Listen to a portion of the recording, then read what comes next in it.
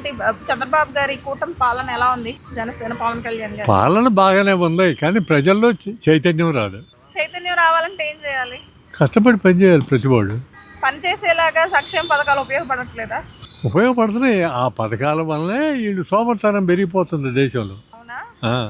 మరి సోమరితనం పోవాలంటే సంక్షేమ ప్రతివాడు పథకాలు అనేది కూడా ఇది ప్రజలే మారదు, కదా. ఇది ప్రజల వల్ల కాదు. నాయకులు కూడా, మంచి నాయకుడు కూడా ఇప్పుడు మోడీ కానీ వీళ్ళు కానీ క్యారెక్టర్ మంచిదే, కానీ ఇప్పుడు ఆ పథకాలు అయిపోతే వాళ్ళు ఓటేయరు కదా. ఓట్ల కోసం ఓటు ప్రభుత్వం చేస్తున్నారంట. అంతే, ప్రభుత్వం చేసేది కూడా అదే మోసం ప్రజల్ని. ఎంతో కొంత అభివృద్ధి మనం ఎవరి హయాంలో చూసామంటారు? అంతకుముందు బ్రిటిష్ వాడి హయామే డిసిప్లిన్ బాగుంది నాకు. బ్రిటిష్ హయాంలోనే డిసిప్లిన్ బాగుంది. ఓకే, ఇప్పుడు ఆ డిసిప్లిన్ నుండి వీళ్ళంతా కష్టపడేవాళ్ళు. అప్పుడు ఈ మోసాలు ఇవన్నీ లేవు కదా. ఇవాళ ప్రతి అడుగుకి ఈ ఈ కాలేజీ గ్రౌండ్లో వచ్చే వాళ్ళందరికీ మోసాలు ఉన్నాయి.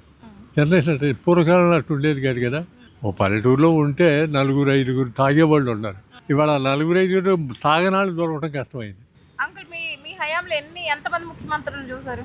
ఒక 7-8 నా నచ్చిన ప్రకారం అప్పుడు ముఖ్యమంత్రి మొట్టమొదటి అందరిని చూశాం కదా. అందరిలో ద బెస్ట్ అనిపించింది ఎవరు మీకు? ఓటు ఏది చేసినా కూడా నాకు చంద్రబాబు నాయుడే కొంచెం ఇదిగా ఉండేవాడు. అంతమందిలో? అంతమందిలో ఈయన కొద్దిగా తెలుసు, తచ్చిబావులు స్వార్థంతో చేశారు. ఓకే ఓకే, అత్యధిక ఎక్కువ కాలం చేసింది ఈయనే ముఖ్యమంత్రి. ముఖ్యమంత్రి ఈయన నిలబడ్డాడు, ప్రజలకు ఉపయోగపడుతున్నాడు కాబట్టి. ఎన్టీఆర్ తర్వాత అంత క్రెడిట్ ఎవరికి ఇవ్వచ్చు? వైఎస్ గారికా లేదంటే? ఆయన ఎన్టీఆర్ చేసినంతకాలం సవ్యంగానే చేశాడు. పక్కన నాదెళ్ల భాస్కర్ కుట్రలు చేశాడు కదా. ఓకే దేశాన్ని నాశనం చేసింది అదే కదా. ఓకే, ఎన్టీఆర్ పునికి పుచ్చుకున్నారా ఎన్టీఆర్ పోలికల్ని చంద్రబాబు గారు ఏమైనా? చూసుకున్నారంటే మొట్టమొదటి పోయిన తర్వాత ఈజీగా ఫాలో అయ్యాడు. ఆయన పెట్టిన పార్టీ మీద ఇప్పుడు ఇదంతా బేస్ అయ్యి ఉంది. జగన్ గెలుస్తారంటారా నెక్స్ట్? సమస్య లేదు అసలు ఎందుకంటారు? అసలు ఈ 11 సీట్లు. ఎందుకు ఫేస్ చేస్తున్నాడు ఒక ముఖ్యమంత్రి, మాజీ ముఖ్యమంత్రి అయ్యుండి? ముఖ్యమంత్రి దేవుడు కొంతమందికి అడుక్కునేవాడికి కూడా లాటరీ తగిలింది. వాడు రౌడీజానికి ఇది తగిలింది. అంతేగాని రేపు అది వచ్చిన నువ్వు 100% రాడు. 100%. ఈ 11 సీట్లు గెలవడానికి కష్టపడు రేపు. కొన్ని వర్గాలు నెక్స్ట్ ఖచ్చితంగా జగనే వస్తారని చెప్తున్నా. ఎందుకు అలాగా? అదే ఆ మనస్తత్వం గల ఉంటారు. ఇప్పుడు ఇది వరకు 30 కోట్లు, అప్పుడు 35 కోట్లు, ఇవాళ 148 కోట్లు. ఈ 140 కోట్లు ఎటువంటి వాళ్ళు? ఆ మనస్తత్వం గలాడే కదా. క్రాంతి ఫ్యామిలీని పలకరించడానికి వచ్చాడు. మరి ఇతను మంచి కూడా చేస్తున్నాడు కదా.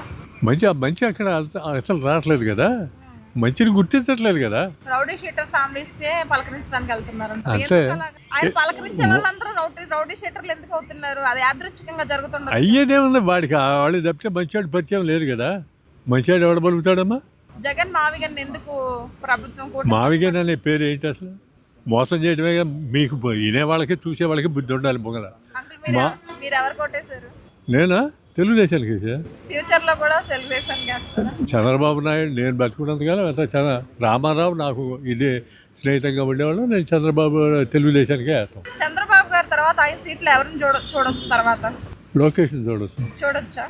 పరిపాలన ఈయనలాగా చేసే కెపాసిటీ ఉందా? ఓకే, ఒకప్పుడు మరి ఎందుకు స్పీచ్ కూడా పనికిరారన్నారు, ఈ రోజు నిజంగా చక్రం తిప్పుతున్నారు. ఇంకా తిప్పే అవకాశం ఉందా చక్రం ఫ్యూచర్? అదంతా డబ్బుతోటి చక్రం తిప్పేవాళ్ళే, ఇంకెవడమ్మా? ఆ రోజున ఇప్పుడు 740 మంది ఎంపీల్లో ఎంతమంది క్యారెక్టర్ ఉన్నాళ్ళు ఉన్నారు. దేశమే ఇది పోతుంది, ఇంకేంటి?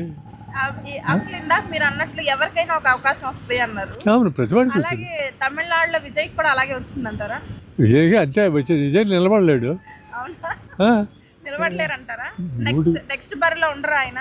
ఉండే సమస్య లేదు. మరి ఇప్పుడు ఎలా గెలిచారు? 9 నెలల్లోనే సృష్టించారు రికార్డు. ప్రజలు ఆశతోటి, దురాశతోటి.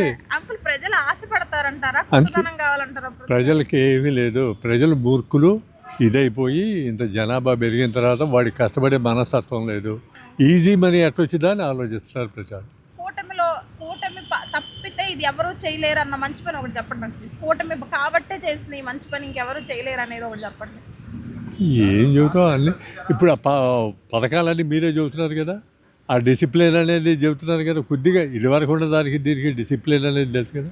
అంకుల్, కూటమి ఆ పథకాలన్నీ జగనే పెట్టారు కాబట్టి వీళ్ళ పేరు జగన్ ఏం పెట్టాడు? అమ్మఒడి అన్నారు, తల్లికి వందనం చేశారు, గట్టి గుడి పెట్టాడు. ఇవన్నీ మీ బోటలు ప్రచారం చేయడానికి ఉన్నాయి.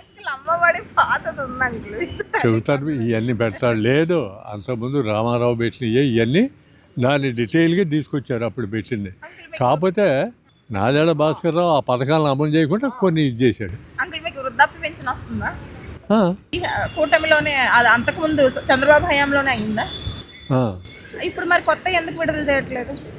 ఏదో ఆర్థిక సమస్య ఉంది కదా కొద్దిగా, అవి డిక్లేర్ చేయడానికే ప్యూరిఫికేషన్ చేస్తున్నారు అంతే. అంకుల్ ఫైనల్ గా ఒకటి, ఇప్పుడు పవన్ కళ్యాణ్ గారు ఎప్పుడు చూసినా ఏదో ఒక మాల్లో ఉంటారు. ఎప్పుడు అంటే ఒక నాయకుడు అనేవాడు అందరికీ సమానంగా ఇది చేయాలి. ఎప్పుడు నేను హిందూవాదిని అన్నట్లు కనిపిస్తున్నారు ఎందుకు? పవన్ కళ్యాణ్ ఇదివరకు వయసులో ఉన్నప్పుడు నాకు తెలుసు.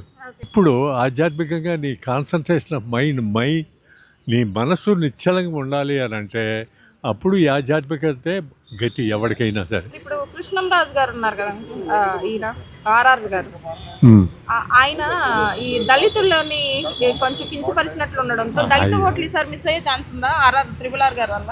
ఏమీ లేదు, ఇవన్నీ ఏదో చెబుతూ ఉంటారమ్మా. ఆయన ఎందుకు దళితులను పట్టుకుని ఆలాడతాడు? మిగతా దళితులు పట్టుకుని అదే వేలాడేది ఏంటి, ఏదో ఒక విధంగా పేరు రావాలి స్వార్థంతో, ఇంకా వేరే సేవ చేయటం లేదు, ఏమీ లేదు. నెగిటివే వచ్చింది. అదే నెగిటివ్ వచ్చినా సరే ఇంకా అంటే వాళ్ళు చేసేది.